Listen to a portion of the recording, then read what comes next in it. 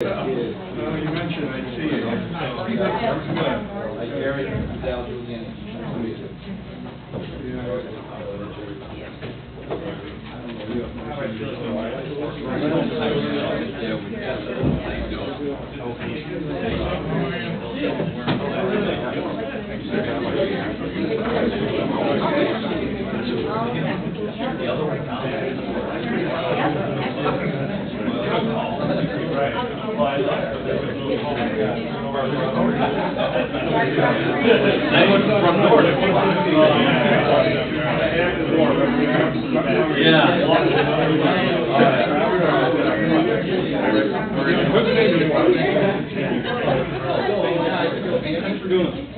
Impossible to forget you. You know that, right? Well, yeah. We've been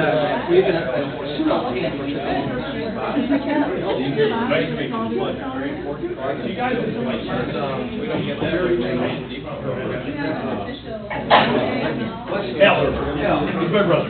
Oh, I started out years and years ago with the building. I've been a firefighter and I was building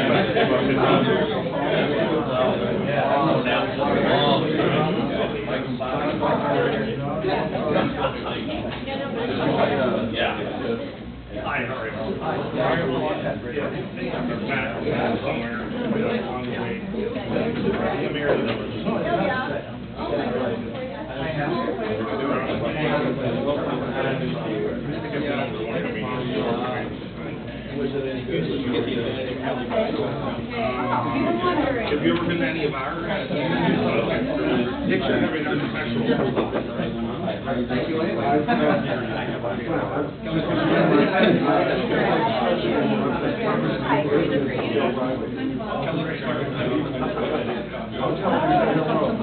Okay, he does the project. We're yes. Yes, we are. How's Hale doing? Pretty good? You know, Rick?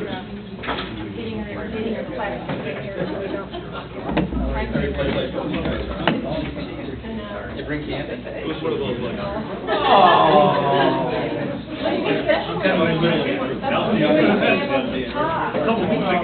That's never stopped me before.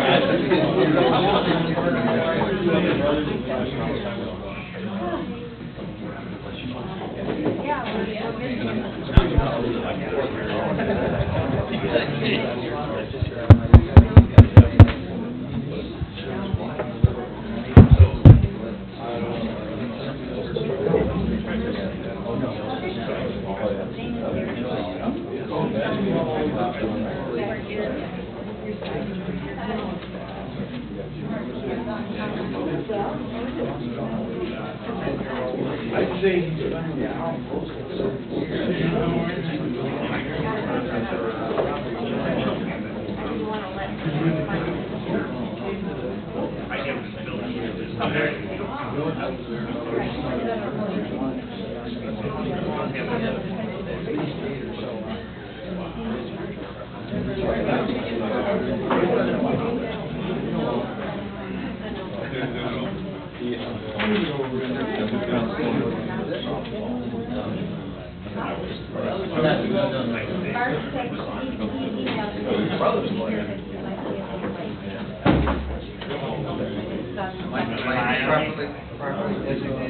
I got told yesterday that somebody wants you to do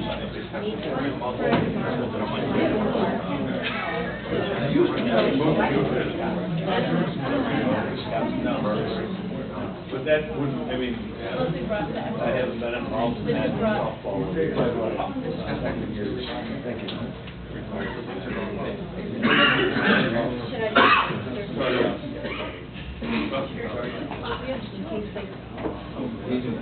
What would you do if they had to get a call? We're not leaving. I'll go with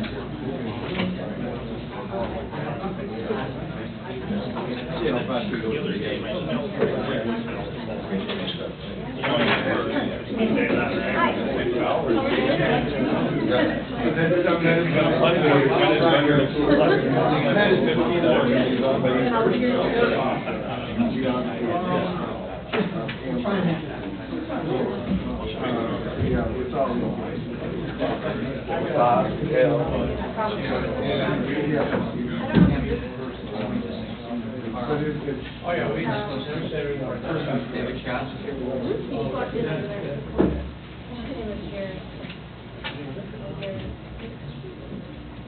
Not only do we have candy, we don't have any water either. All right, look on. Pressure's on now. I don't do water.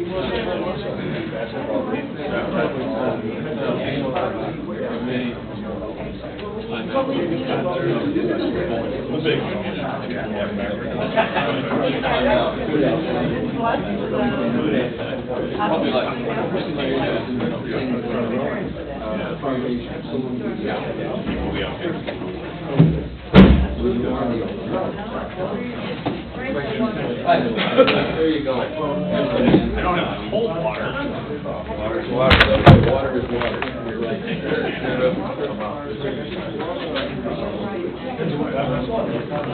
Make enough noise sometimes something happens. Not all the time though. Now, the next problem is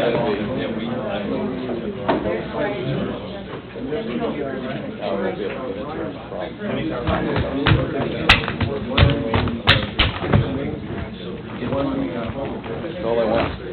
There we go. Yeah.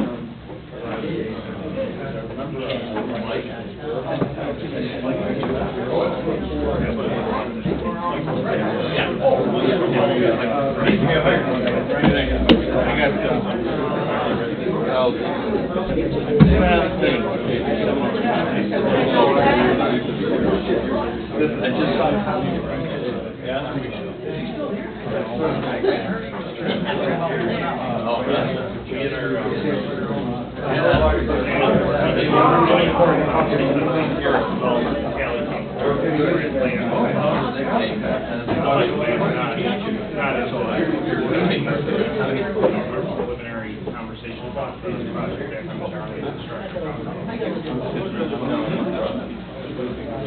the small world. Yeah.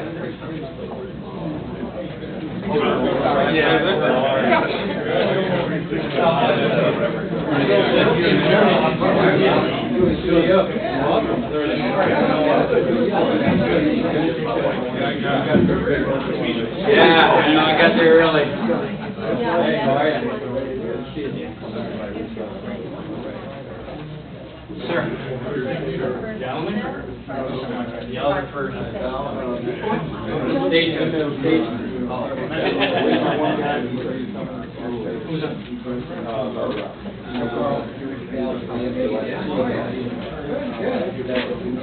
thank you. I'm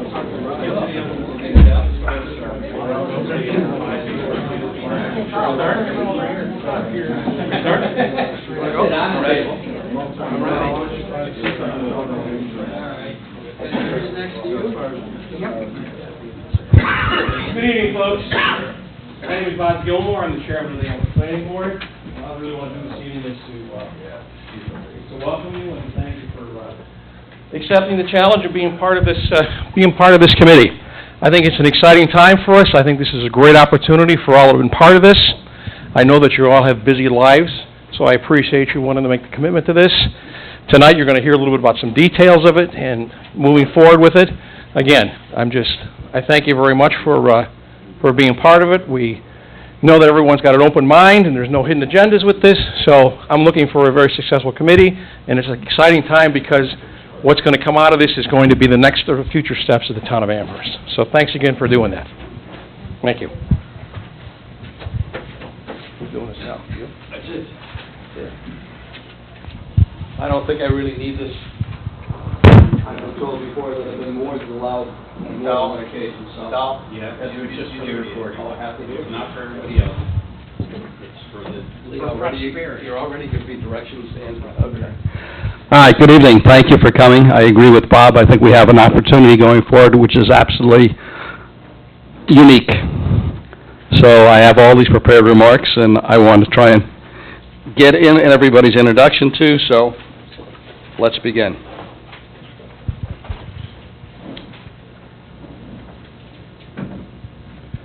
As you know, this project will provide revisions for the town board to consider, and we really have to have a global view of what's happening in the town. As Bob already alluded to, there should not be any hidden agendas. We should be looking at the benefit of what we can do to make the town stronger, better than what it is today, so that going forward, those people that come after us have something to be proud of and can look back at us as having made a contribution that made it worthwhile for them to live in Amherst. The recommendations to the town board will be made by the following entities: the project working committee, comprised of 3 members of the town of Amherst Planning Board, 2 members of the town of Amherst Zoning Board of Appeals, a town liaison, 3 homeowners associations, the Amherst Conservation Advisory Council, 2 developers, and a small business owner. At this point, I'd like to introduce each of them.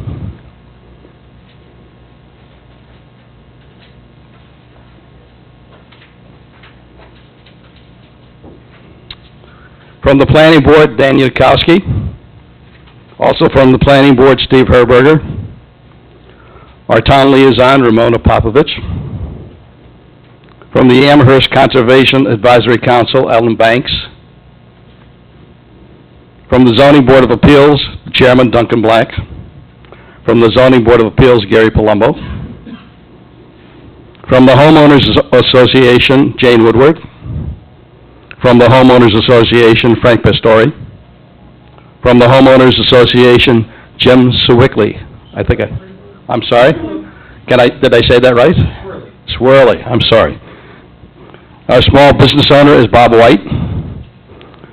One of our developers is Carl Montani Jr., and the other developer is David Chiazza. Also, after we're done, is the Review Technical Committee. The chairman of that is the planning director for the town of Amherst, Rick Gillard. Assistant planning director, Gary Black.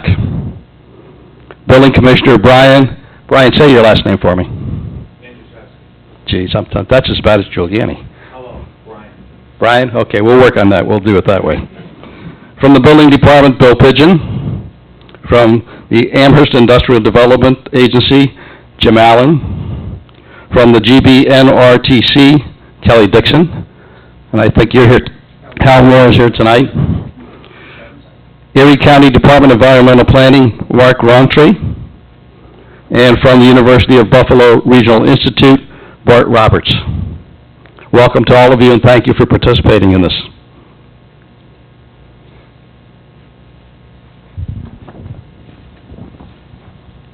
In addition to that, tonight, we have Code Studio here.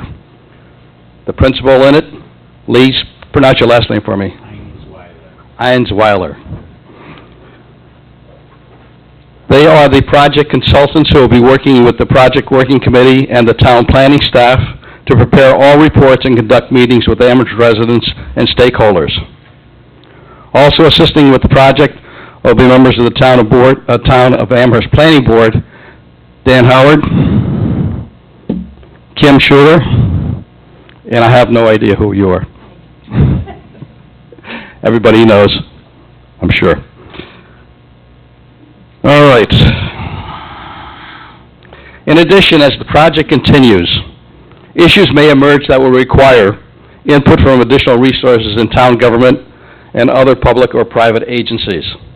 So there's going to be a lot of people involved in this as we go forward. As the need be, we will go out to whatever agencies are necessary in order to accomplish our mission of trying to revise the code and bringing the zoning code up to law. The budget for the project is $250,000. 75% of it is provided by the state, 25% of it is being provided by the town. The primary objective of this project is to incorporate context sensitivity into the plan and the code.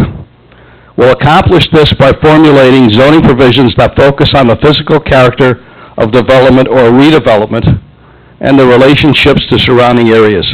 For example, the current plan does not offer adequate policy guidelines regarding the character, scale, and location characteristics for commercial mixed use or high-density forms of new development or redevelopment. In addition, the zoning code is primarily based on single land uses districts, not including building design and scale. So we hope to accomplish some of those things and address those issues.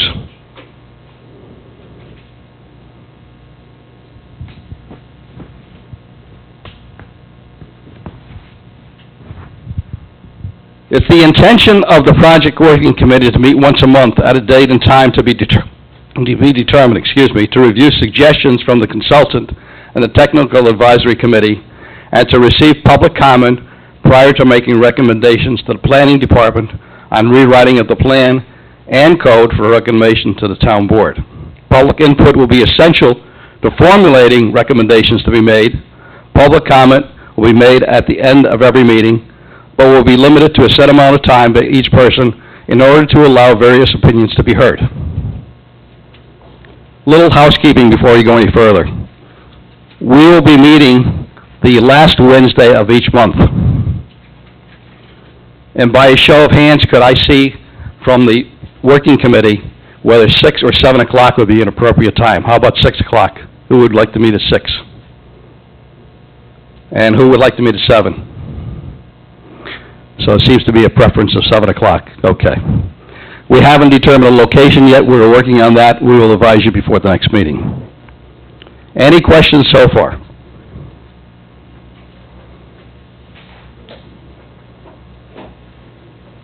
I think I'm done. Rick, it's your turn. Thank you. I think I'll speak from here.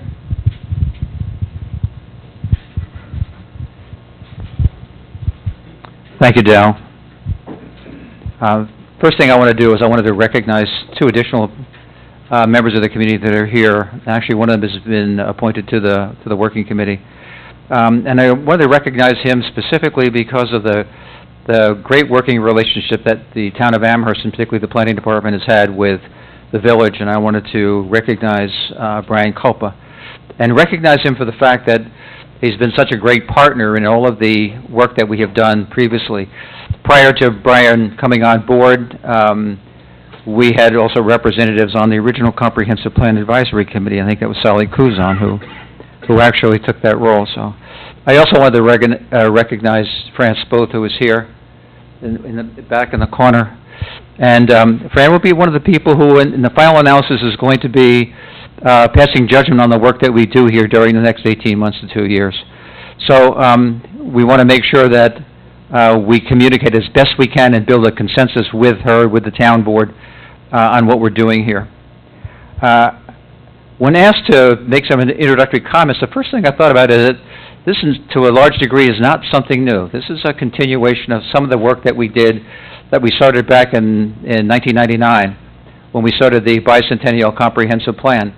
And many of the faces that I see here today, some very specific ones, were part of that effort. And it's really encouraging to see that the continued desire to continue to participate in the growth and development of our community.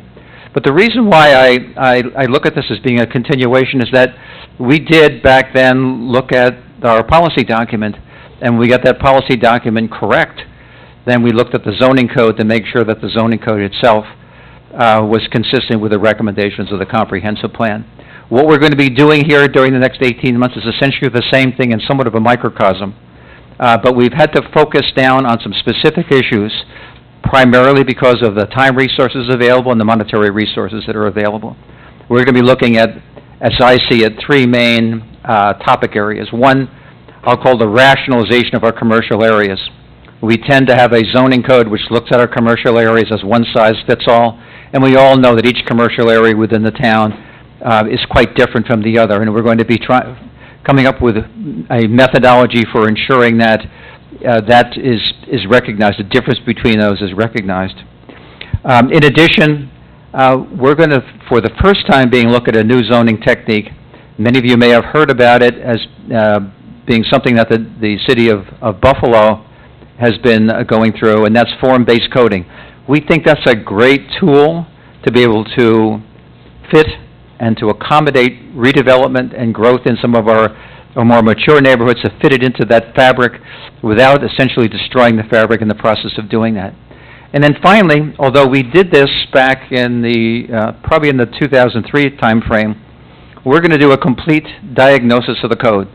And that diagnosis is something that we're going to rely very heavily on for our zoning consultant.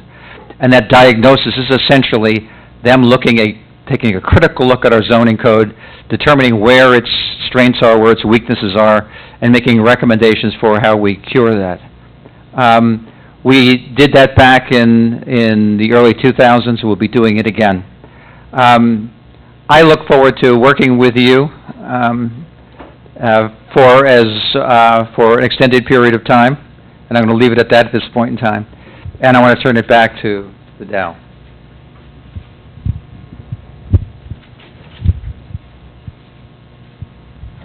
Thank you, Mr. Gillard. I eliminated your name from the list, by the way, because he was going to welcome you, because he told me he wanted to do that, so I don't want you to think we left you out. Okay, let's continue on. Lee, you're up. So I have to say that, as Rick alluded to, there was a rewrite of the code about 10 years ago, and with a prior firm, before I formed my own firm, I was the project manager for that rewrite. So I have modest familiarity with the town. I'm definitely going to have to take some time to get reacquainted. A few things have happened in the last 10 years, maybe more than you guys think, since the growth was incremental and you didn't necessarily see all of that change happening. There's a lot of things that look different when I come to visit now. My firm, Code Studio, is out of Austin, Texas. And the first thing you're going to say is, oh my gosh, are we going to, get all of our rules from those guys in Texas, and they just won't fit here. They don't know anything about snow. They don't know anything about winter. They don't know anything. So I'm just going to give you a couple of little pieces of the story. First off, I was born in Syracuse. Now, I only lived there for 6 months, I will admit, but I actually have a New York birth certificate. Secondly, I grew up in Minneapolis, and so I spent 18 years in Minneapolis in my early days. I've seen snow at least as deep as you guys have seen snow, so I do actually understand the winter climate. Our firm does work all around the country and has begun to work internationally as well. Our work here is really a product of us doing a great job translating the ideas from the community, right? This is not us coming from outside and imposing ideas on the community, but rather looking for ways to help the community visualize what the future might be, and then to code for that visualization. So, having said that, I'm going to show you just a short little show here that is a little introduction to our firm, and I'm having issues with my clicker for whatever reason. Bear with me. Let's see if we can get... There it goes. We're going to talk a little bit about the project work plan so that you guys understand what the steps are that we're going to take in this project, how you're engaged, and I'm going to give you a little discussion of how the public outreach will be handled during the course of the project so you understand where the points of impact are for your friends and neighbors who go beyond this committee. And I'm going to give you a little bit of food for thought. We don't need any answers to these questions tonight. We can have a little bit of discussion if Dal feels there's time. But we want to give you a little something to, start your brain churning on some of these ideas that we're about to deal with. Apologize, my slides are so dark, but I do want to introduce our firm a little bit. One of our key reasons for being out there is that we believe in walkable mixed-use places. So when we think about the centers and the corridors of the town, we naturally think of how to increase their walkability, how to increase the quality of the mixed use, and how to think about those as places from start to finish, all the way from a concept in someone's eye all the way down to a project actually showing up on the ground. We have been involved in implementing visionary plans in a wide variety of settings. We do our best work when we plan and code. This is the best example of how to make sure your code is tightly achieving the goals of the community. We have designed some very specific places, not because I put pen to paper, because I have no talent in that regard, but rather because we know the right kinds of people to bring to the table to make sure that we can design places that have the details to be successful. So that's going to be part of this conversation, is what are the right details. We successfully educate and facilitate in the various communities that we work in. In fact, that's one of our biggest roles, is to make sure that everybody understands the policy choices that we might be making, the ideas that we're working on, what the options might be, and why we might go one direction and not another. That's really our role in this process, is to help facilitate the community's conversation about these ideas. We believe and feel that if you have a look at our documents in comparison with those of our competitors, that they are typically the most user-friendly and elegant documents out there.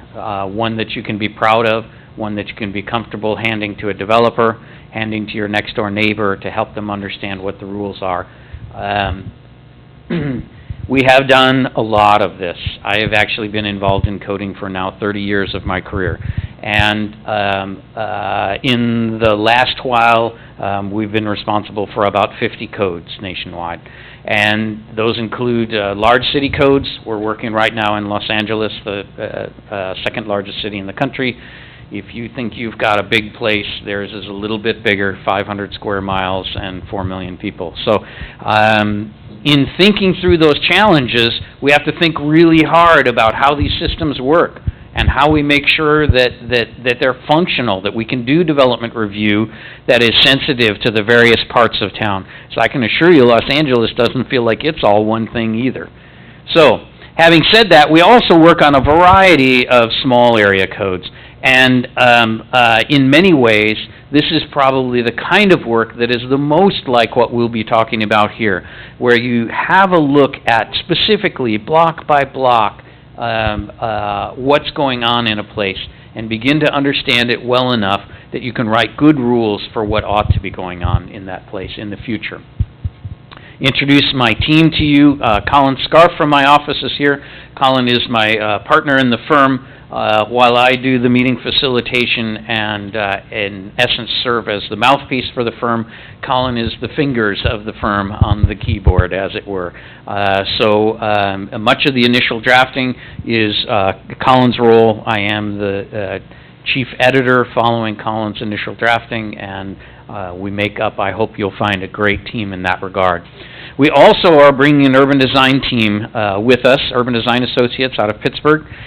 When we actually get to talking about characterizing the centers in the community, and I'll show you that in the work plan in a bit, you'll get a chance to be involved with some of the nation's most creative designers in helping us think about what are the right kinds of characterization of these places, what might they be when they grow up, and what would be the best kinds of rules we could use to manage that development to fruition so that it makes us all proud.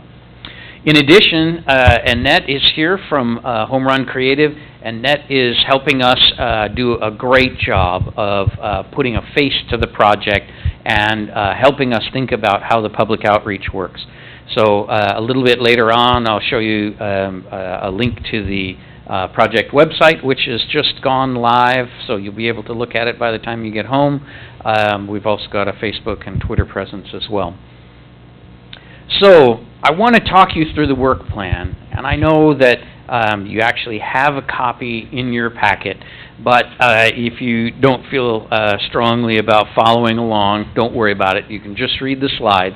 It's the same work plan, just summarized here, and I want all of you to have a good sense of where you engage with our team and when we're engaging with the public, because these are kind of the most important elements of what you'll be involved in. So we're starting with this project initiation step. In fact, we've had a portion of a site tour, a very good one this afternoon with the planning staff, had a look at a lot of recent sites and talked about the challenges of the construction of those sites and the approval of them. We've started holding some stakeholder listening sessions. We ask to see in focus groups certain particular types of things. I need to see some neighborhood groups. I need to see some of the community's youth. I need to see the design professionals, etc. So a variety of stakeholder sessions that act as focus groups. Those are really as much as anything to train us up on what the current issues are, trying to draw out of people what some of those issues might be.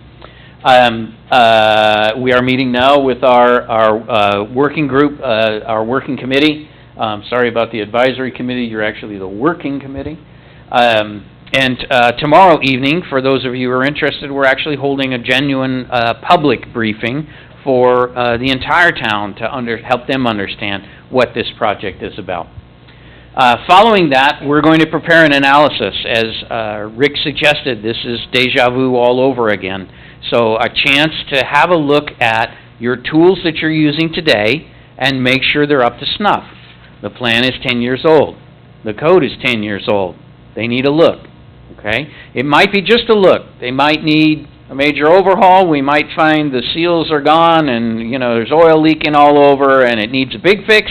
Or we might find that, frankly, all it needs is new spark plugs and we're good to go. We're not going to know until we reach in there. So we're going to look at three different things, really. We're going to look at the comprehensive plan, not every bit of the plan for every issue in the city, but rather for the mixed-use activity centers, the corridors, the places where commercial zoning is in the town today. We'll probably also spend some time looking at the industrial zoning because of the IDA's involvement in this community. It's pretty irresistible to have a look at that and have a conversation about that as well. But we are not talking about stepping in to look at single-family neighborhoods and, telling your neighbor what color to paint his house or anything like that. None of those issues are even on the table. This is about the centers and the corridors. And the first thing we've got to do is set a more solid policy foundation for what we might do in new zoning. So right now, as Rick mentioned earlier, we can open up that comprehensive plan and I can find a map that you'll see a little bit later that has a lot of yellow and it has some black stars on it for mixed-use activity centers. And that's all it says. It doesn't differentiate between, Northtown and Snyder. And yet I think all of us would say, whoa, those aren't the same kind of place. I'm not sure I want the same kinds of rules in those two places. So this is our chance to set a policy framework that says we can perhaps group some of the portions of the community together so that they can be treated with a similar package of zoning rules that we would then craft for each of those kinds of places. But that first step is to look at the comprehensive plan and how the issues of the centers and corridors are dealt with there. We're going to review the commercial centers themselves. We're going to get out there and have a look at every single one of them and make sure we understand what's going on the ground, right? That doesn't mean that we're going to look at fiscal issues. You know, we may look at the question of vacancy, but we're not talking to landlords and finding out what they're charging for rent. And, you know, we're not going that far. But we can tell a healthy center from a not-so-healthy center. We joke, of course, about the wig shops and the Taekwondo studio, but these are symptomatic of a center that isn't charging very high rent, right? So we can tell the difference between a very successful center, the one filled with cars, the one with higher-end tenants, etc., and a perhaps not-so-successful center. So we'll look at each of the centers, their physical characteristics. And then finally, we're going to critique those existing regulations. And included in that set are the collection of staff issues from the last 10 years. So everything that staff has wanted to tune up and never got around to, right? This is going to be their big chance, and we've expressed that to the staff. We met with the staff and had a briefing from them this morning, had a great conversation with them. And there are a number of little things that just drive them crazy. Could you please fix this? Could you please fix that? So in the end, what we are headed for are really three major things that you guys will be looking at some point. Technical amendments, which is kind of what I'm calling this staff-level set of changes, right? This critique of mostly the existing language. A plan amendment, which sets a framework for commercial centers and corridors, mixed use, and perhaps industrial places. And finally, new zoning, perhaps form-based code, but new zoning for those areas. Something to replace GB fits all, right? Something else in place of that. We are going to bring forward to you, of course, an organization and a proposed outline for the new code. There are some organizational challenges in the code that I gave you 10 years ago. I've learned a lot since then, and so we'd like a chance to fix that, so we'll be proposing that as well.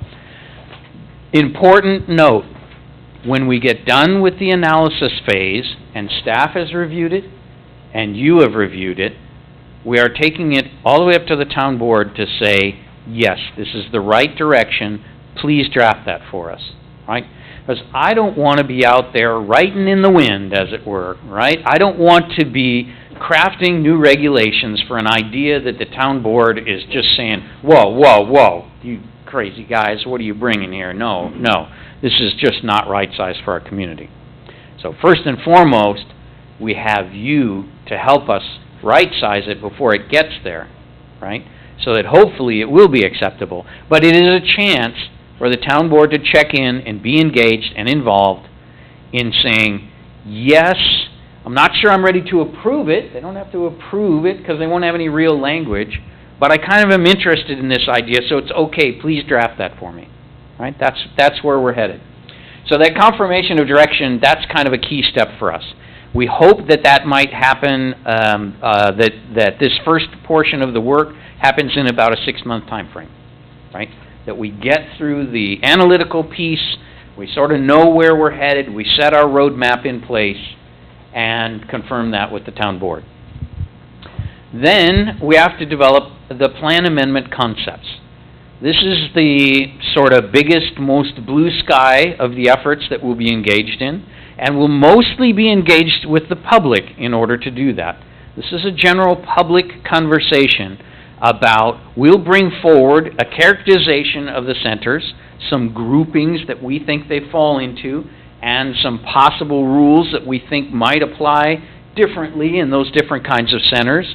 Here's some ideas for Transit Road, but those don't fit over here in, Eggertsville, whatever. We'll be working on those concepts. It starts out with a report in which we kind of lay that out and say, we think you have 4 flavors of centers and corridors, or 6 flavors, or 2 flavors, or whatever the analysis leads us to believe.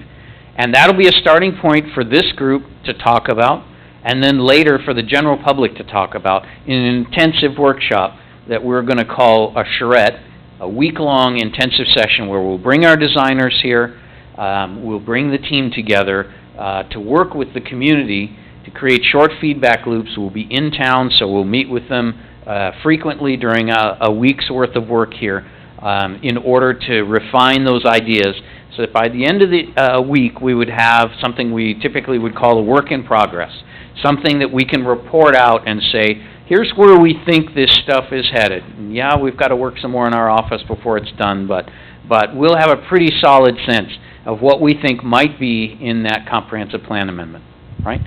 So that stage, we hope, is completed by sometime in the fall. Then we actually have to draft the plan amendment itself, the text that becomes the adopted thing, the map that shows the flavors of centers and which ones are considered which and what their boundaries are, right?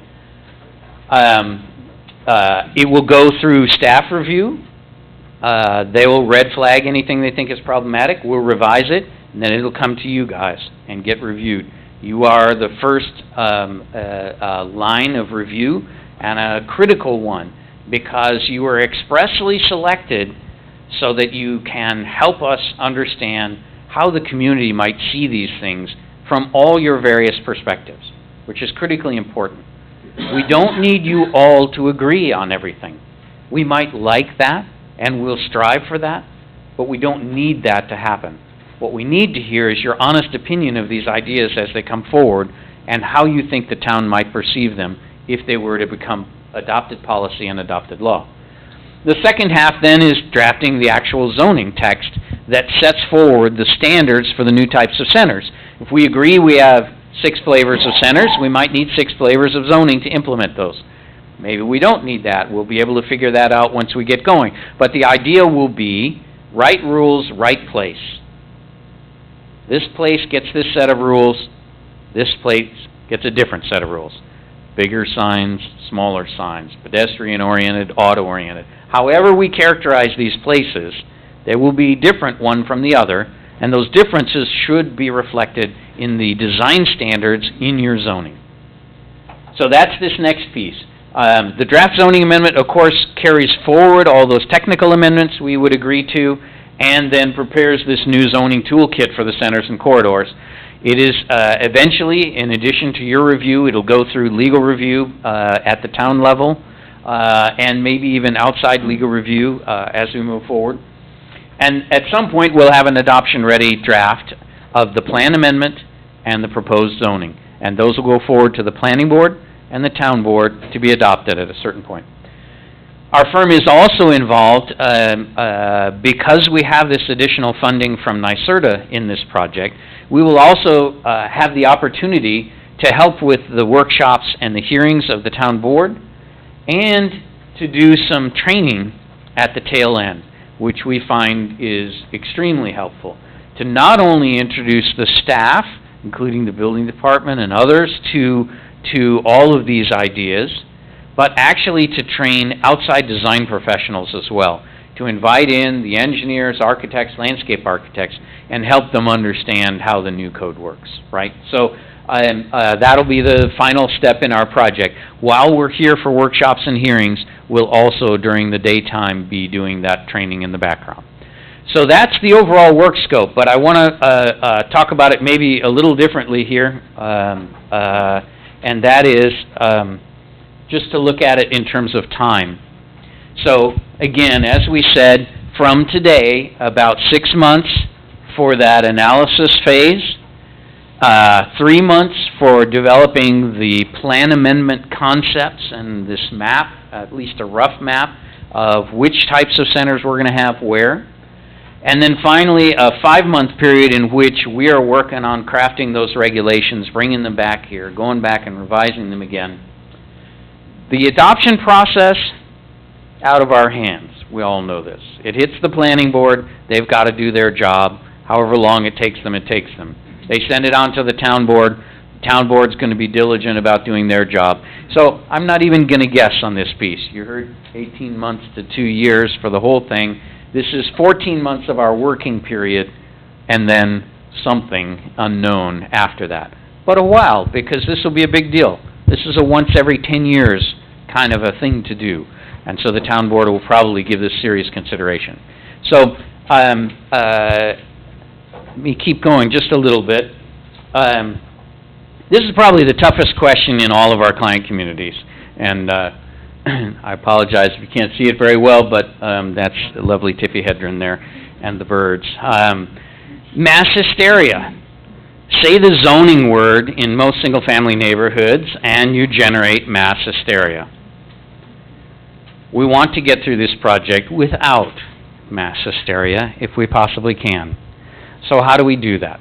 So first and foremost, I think it's our role, staff's role, the town's role, this body's role, to work as transparently as we can.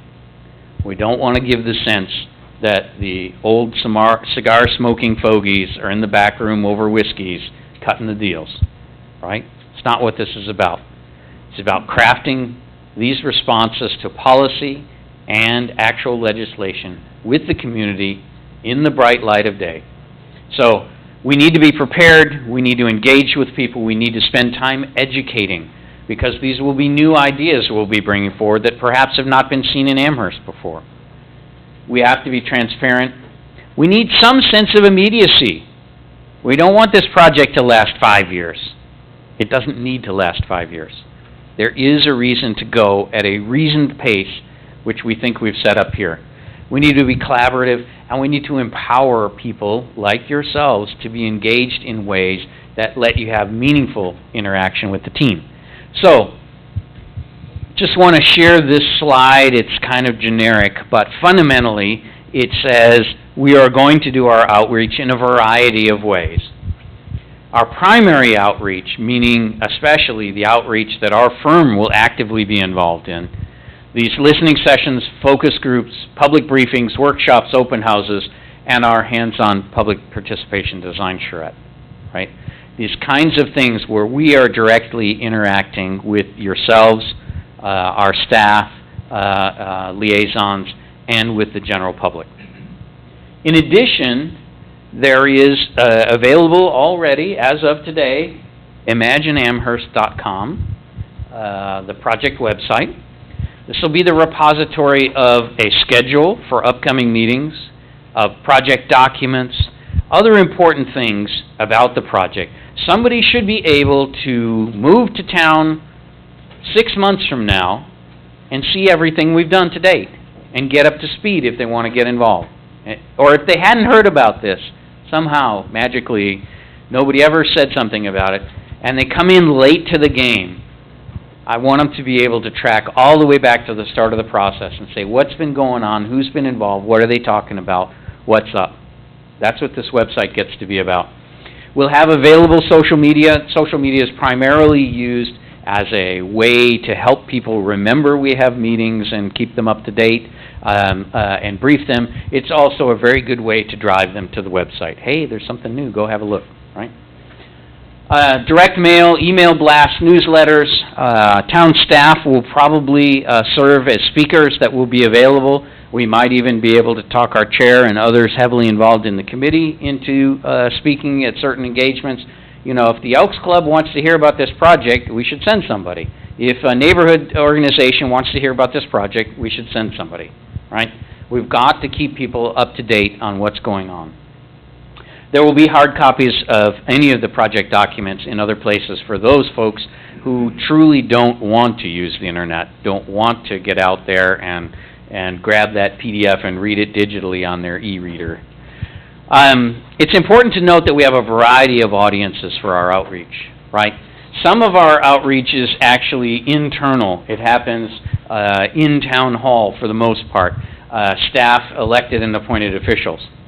There is external outreach, however, very specific and focused to things like property owners, business interests, developers, design professionals, and I probably should have said neighborhoods that are adjacent to centers and corridors, because all of those are important external contacts. And we'll be using TV, radio, traditional print, bloggers, any way we can to get the word out that we're holding meetings, to get the word out to get engaged, to get the word out to review and comment on our documents. So that gives you some sense of the public outreach that we're proposing for the project. That will come in more detail, sort of bit by bit as we go along. Many times, we haven't figured out the whole strategy because we don't know how the community is going to respond. So we're not certain yet how we might respond. So, I can't resist giving you a little food for thought. And as I said earlier, don't feel obligated to answer these questions right now. Right? These are some big picture questions to help you understand how we might think about tackling putting new zoning in place right in the midst of your community where we're not really sure you're ready for it yet. Right? How are we going to do that? Well, some questions to ponder. Are existing development patterns worth perpetuating? Do we really like what we're getting from the code today? Are we happy with the result? Geez, I sure don't like those buffers. Geez, I'm not happy with the design of parking lots. There's not enough shade in the summertime. Or I'm not happy with the design of those parking lots, but put the dang tree in the way of my snowplow. Or however we might find ourselves going, right? Are we satisfied with those existing patterns? Do we have plans to transform sites or areas? One of the intriguing ones that I saw today, and you guys will all know it better than I, but as you go through the village to the east, there is one and only one large-scale vacant property sitting on the southeast corner of a major intersection there, just waiting to be developed. How are we going to transform that empty site? And do we have a vision for that that's a shared vision for the community that we could express to the property owner or to a future developer? What does the market want to produce here? Because frankly, we can tease the market with IDA money or tax incentives or whatever, but fundamentally, if the developer can't make the project pencil, we're not going to get the development. We're going to sit here and look at that empty site or that running down strip mall or whatever else for another 20 years, unless we are doing something that is sensitive to the marketplace and makes sense for people to invest in. What's the community's vision for the quality of future development? And especially important then, this last one, can we accommodate the market in the community's vision? Let me just give you a simple example. I pretty much guarantee that if I was the Starbucks that went into the village, one of the things I really wish I had was a drive-through. But it's in the middle of the village. We have a community vision that says villages don't have drive-throughs. Put your drive-through somewhere else. So the somewhere else, that's in the town. This is now our job. This is our job to figure out what kind of centers would we have that might actually have drive-throughs, whether for a pharmacy or for food service or anything else that might desire a drive-through. Right? You have inclement weather a lot of the year. Won't even say how many months it is. So, drive-throughs are maybe a necessary evil in some portions of the community. You don't have the luxury of being the village of Williamsville, this modest scale thing, which is all village in character, perhaps, that can have a little more control over that issue. So where would it be possible to accommodate the market and what it wants to bring? Does it want to bring more hotels? Does it want to bring you more senior housing? Does it, what's coming? And are we ready for it? And have we thought about whether when the market comes knocking, we are saying yes or no? Are we regulating the right things today? Are we regulating the right things? Do we have rules for the right stuff? Are the key elements of urban design showing up in your projects? Are you missing out on some of those things that would really make them much more pleasant, enjoyable places to be? Many times formula development, I'm sure you've heard the story from a million people, when the chain drugstore or the chain fast food restaurant comes to town, they come to town with the C+ version of their site plan. And they try that on with the staff for a little bit. And they try it on with the mayor for a little bit. And they try it on with everybody they can, right? because they'd really like to build C+, because it doesn't cost very much, and it'd be great. We could make money right away, be good for the bottom line. And unless you're a community who has stopped and said, no, I'm sorry, we only accept the A version of your site plan. We've seen it before. I can get on the internet and look for a great version of your store in another town. So don't tell me you can't build it because you built it for them, you can come build it for me, right? So this idea of what the market is bringing and managing its urban form in this community by making some statements about the kinds of places we want across the community. One of the final things here, are we enhancing sites at the right time? So one of the challenges for redevelopment, and that's mostly the job you'll be engaged in now, there's not a lot of green fields left to be developed here. You are redeveloping formerly used sites. But when you go to redevelop, right, the challenge is, if I make you do too much, if you move a restaurant into a former office building, I had an office level of parking, not a restaurant level of parking, so I might need more parking. Well, the minute I put more parking in, now you want stormwater, and oh my God, you want me to, meet the lighting ordinance, and now I have to landscape the parking lot. And really all I wanted to do was move into the existing building that was already there. So this question of triggers and how they might be treated, perhaps differently in different parts of town, where you need a quicker response from the marketplace as to their site aesthetics in some part of town. Maybe another part of town is just fine if people just move in and use the buildings, please, right? So we'll be talking through some of that about making sure that the triggers for things are successful. So a little bit about how we might approach this. And we've not done the analysis, so I'm not going to say this is for sure the approach.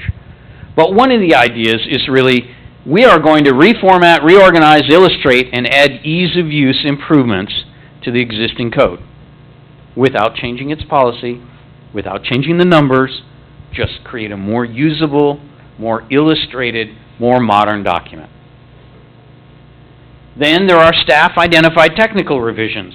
We think for the most part the community will agree with those technical revisions. So working from, simplest to harder and harder, we're kind of going down the list here. Then we have the mixed use and activity centers. And here, our toughest problem is going to be this categorization of centers and a discussion of complete transformation versus revitalization and infill, right? How much is just about, giving them a little jolt and making sure the things that go in there fit? And how much is about saying, let's replace that. Let's do something different the next time we do that. Transitions, going to be a key challenge in our discussions. How does commercial zoning or mixed-use zoning taper off into single-family neighborhoods? What's the right answer?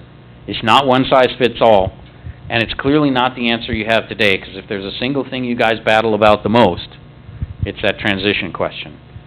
What's the height near me? What's the buffer near me? How are those things handled? We're hoping to do some code testing in target areas. We hope to actually be able to, during our public participation week, test out some conceptual stuff and show you site designs by designers who work for us about things that could come if we applied the kinds of rules we're talking about, so that you can see them, perhaps visually in 3D, but if nothing else, at least in 2D and in section, so that you can understand, okay, here's how tall that would look next to my house, or any of those kinds of things. So some work on that code testing of the toolkit.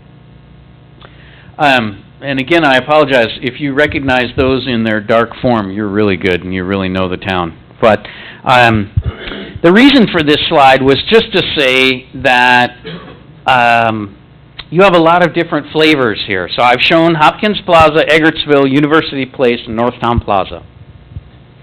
Two of those have pretty much exactly the same underlying zoning, general business. Luckily, one's neighborhood business and one's shopping center. But are these really the sets of rules that we meant, and did we really mean to create those places again and again under these kinds of rules? That's the tough question. And so when you actually think about it, again, when we're thinking about our approach to these places, we're going to ask the community to help us think about these questions. Are the existing uses acceptable? Are you good with what's in there? Do you want more things to be able to be in there? Do we need less things in there because the mix is wrong and we just got to take a couple of those things out? They're a real problem. Are the existing development patterns desirable? So if the uses and the development patterns are both working for us in a given center or along a corridor, then we're going to code for those existing uses and patterns. We're going to allow the expansion of permitted uses and allow for the improvement of structures in those areas. We're actually going to encourage that to thrive on an infill and redevelopment model, where we protect the character of the area while also allowing sensitive contextual infill. But if not,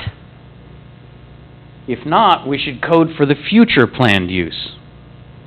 And, for example, I understand that the town supervisor has suggested there might be space near the, and I have to call it the former Pepsi Center because I keep forgetting what the new name is. Thank you, North Town Center. So there may be space at that site for something new, right? There might be space there to replace some things and, cut a deal for some future use we haven't yet described and some future development pattern, because there isn't any development pattern. There's one big building in the middle of a big, wide open space right now. So if we go use some more of that for something else, what is it? What are the uses and how would we think about that? How would we characterize a future center at that site? And we have to think also then, in those kinds of transformational change, how are we going to allow for phased development? We can't expect Northtown to go in and take down every building all at once, work to get its permits for the new buildings, 2 years later, get the new buildings under construction, 5 years later, finally we can occupy the new buildings. They can't survive that economically. Most people couldn't. Perhaps we could find a developer who could, but most can't. So what are you going to see? If you really want to redevelop these places, it's got to be phased. It's cut down half the center and build something back, then go back and renovate the other half. It's, do some facade work on one side and then come back and do facade work on the other side. It's those kinds of phased things that are going to make sense to the development community over time, especially if the market gets tighter again. So, one final thing. How do we think about area planning? So what is the level of detail that we're going to be talking about here? We're going to be talking about streets and blocks, right? Because many of these places that we're talking about are now huge mega blocks, right? We have the mall site, one giant thing with no way to pierce really through the site by car, by bike, as a pedestrian, right? Well, as a pedestrian, when the mall's open, I guess you just walk up to the door on one side and walk right on through. But for everybody else, it's a little harder. We're going to look at land use. What are the kinds of uses that are compatible together and we want to encourage together? I would say one of the biggest challenges there is thinking about auto-oriented uses. And by that I mean, hey, we need a spot in town for a muffler shop. My muffler might break down and I want a place to go get that fixed. I don't want to have to drive to the next community over. Where is that spot and what does a muffler shop look like after I've built it? Right? What's it going to be? Building height. Clearly, this is a tough, constant issue in this community. If we came through and just said, oh, everybody's 35 feet, we'd probably be fine. Everybody'd be happy and we'd go home, except nothing would change in many of the corridors because it's not enough height to make redevelopment realistic. Building location and parking placement, very, very important. Where does the building sit on the lot? The village has gone through an exercise and created a whole series of regulations that fundamentally say we're a village. The village pattern is the building comes up to the street, right? The parking goes back behind. It's a traditional village pattern. It can be followed again and again. Does it belong on Transit Road? Maybe not, right? Maybe that's a different pattern that belongs out there. So thinking about those ideas about building, parking, and placement. So that's just a little food for thought. And then one final slide that I really wish you could see. and I'll just have to describe it. It's hard to do a visual preference survey by voice, but you'll be stuck hearing one. So a number of years ago, about 5 years ago, we finished the Denver ordinance. The Denver ordinance set the character of all of the portions of the entire city by context. So not just the centers, but actually all of the neighborhoods as well, and set different rules for each of the different contexts. This is an example that you can't see of along one of the in-town older commercial corridors. It's actually Colfax Avenue. It runs all the way from one side of the city to the other. It's one of the longest streets in the city. And Colfax Avenue, can you see them at all? Not really. I apologize.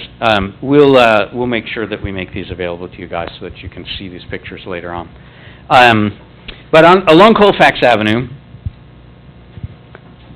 I think we had great success with the new code provisions. Why?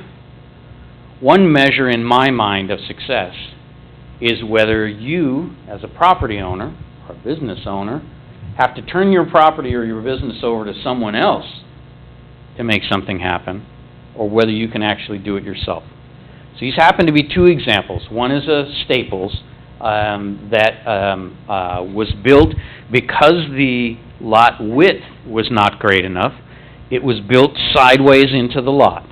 And I'm sure you have a strip center here that goes sideways into the lot instead of, parallel to the roadway. Think of that.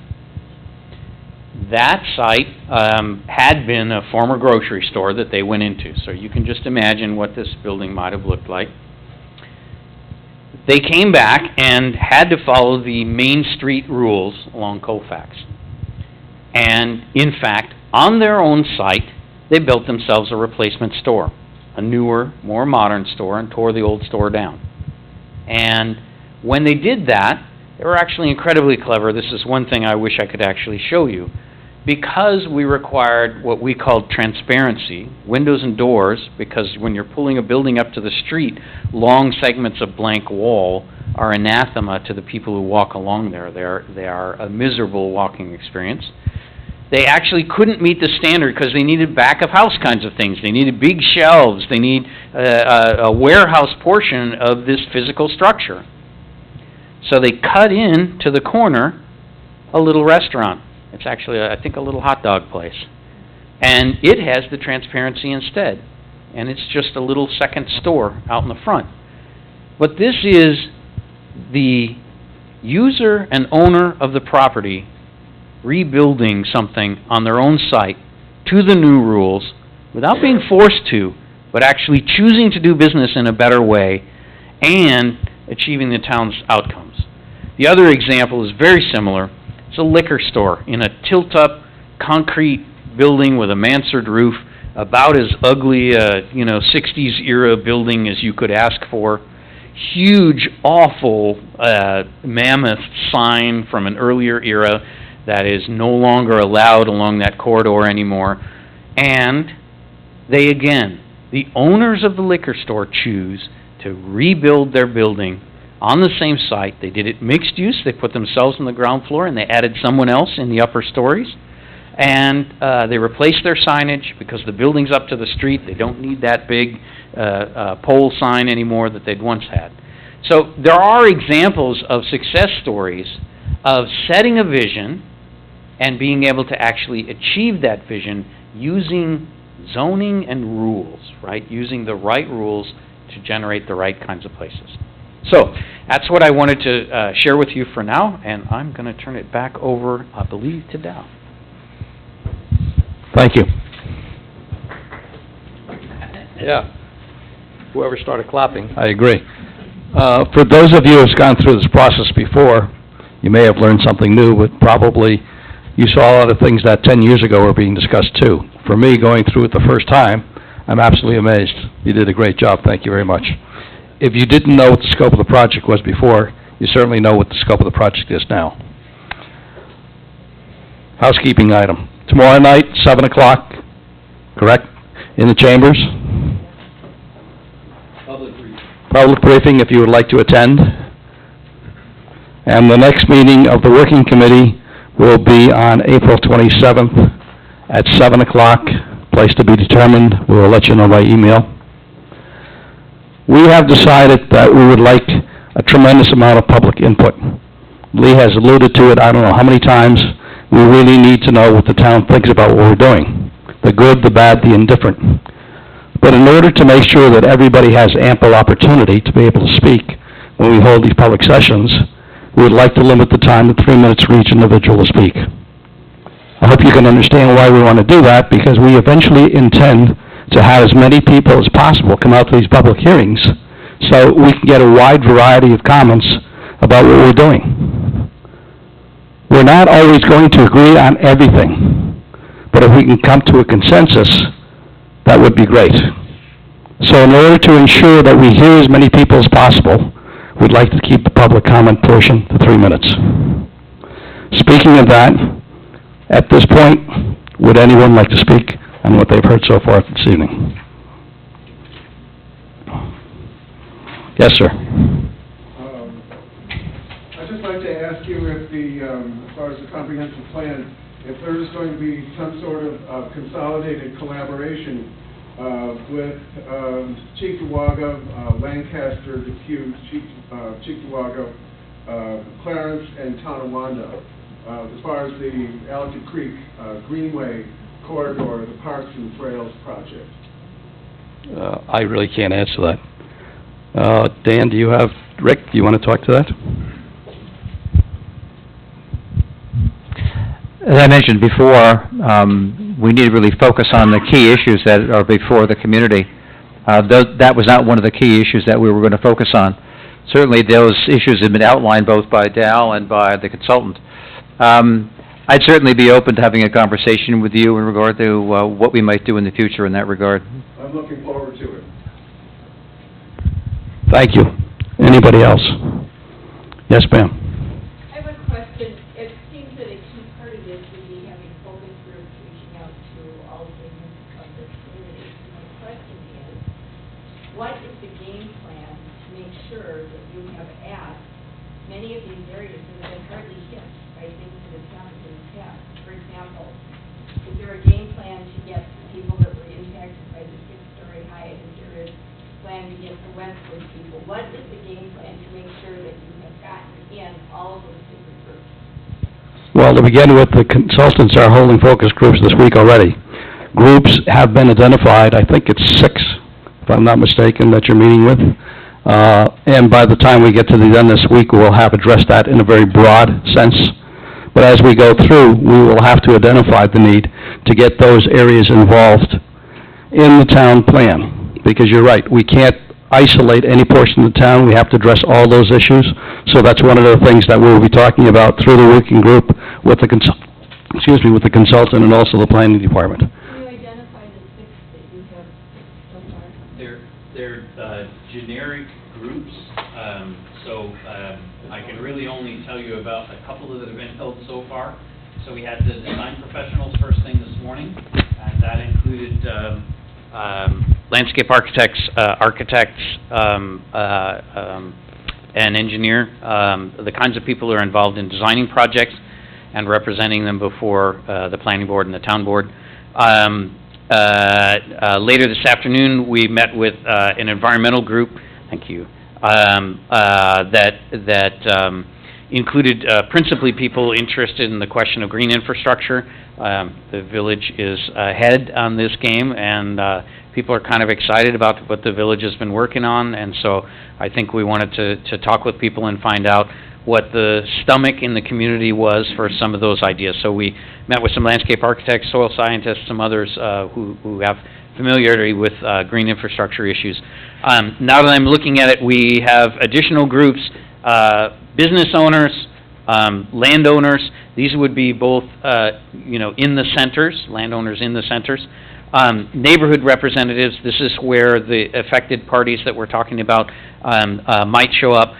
We're also trying to get a final group together of young residents, because I think they're one of the most underrepresented groups in these kinds of conversations. They don't have the time typically to come out and meet with us, and so we're trying very hard to have an express outreach to those younger residents about how they might see the future. So that's the set of 6 that we've got for this round. But this is not the end, so we'll keep going. This is as many as we can see during this trip, and also get our site tours and other meetings in. To that point, as far as the younger people are concerned,